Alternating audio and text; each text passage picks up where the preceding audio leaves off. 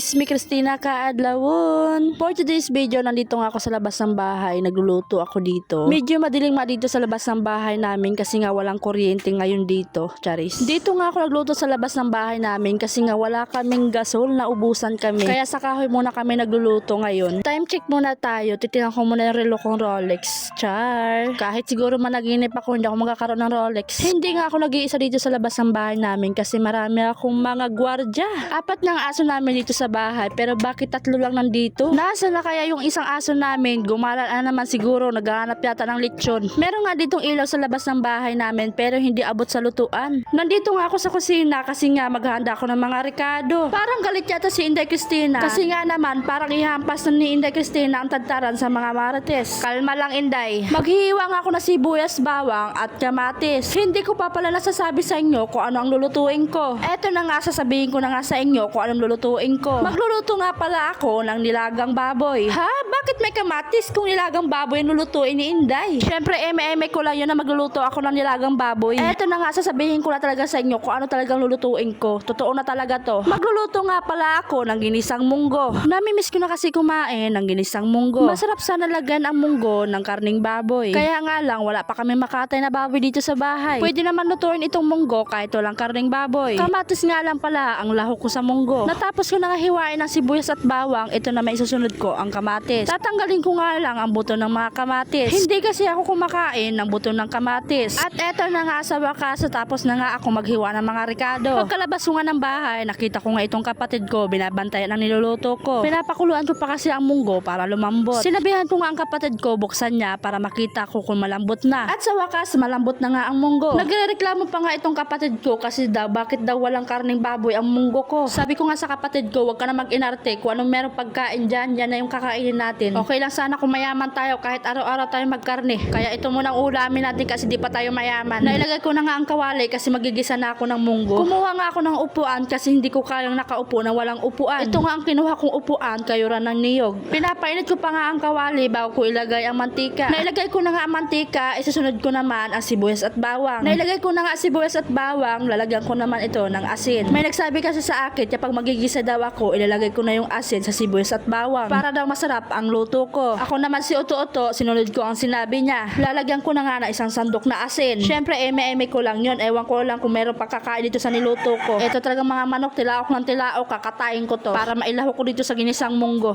Ay, hindi pala pwede. Mayayari ako sa tatay ko. Mga palabong pala yung tilaok ng tilaok. Meron na nga sibuyas at bawang at asin. Isusunod ko naman yung kamatis. Sa sobrang galing ko magluto, nailagay ko agad yung munggo pero wala pa yung kamatis. Sinabihan niya ako ng kapatid ko dito, hindi daw ako pwede maging chef. Grabe ka naman sa akin. Huwag kang kakain sa niluto ko, ha. Eto na nga, ilalagay ko pa nga lang yung kamatis pero may munggo na yung kawali. Kailangan ko talaga mag-training sa pagluluto. Nailagay ko na nga lahat ng munggo sa kawali, papakuluin ko na lang para okay na to. Nilagyan ko na nga ito ng bitchin para naman sumarap ang luto ko. Ang tawag pala dito sa niluto ko, munggong low budget. Paano naman kasi walang dahon ng malunggay, walang karning baboy, wala din dahon ng ampalaya. Ito talaga ang buhay ng probinsyana. Luto na nga ang ginisang munggo. Dito ko lang tatapusin ang aking video. Bye! Naging rockstar ng Inday nyo, nabuang na.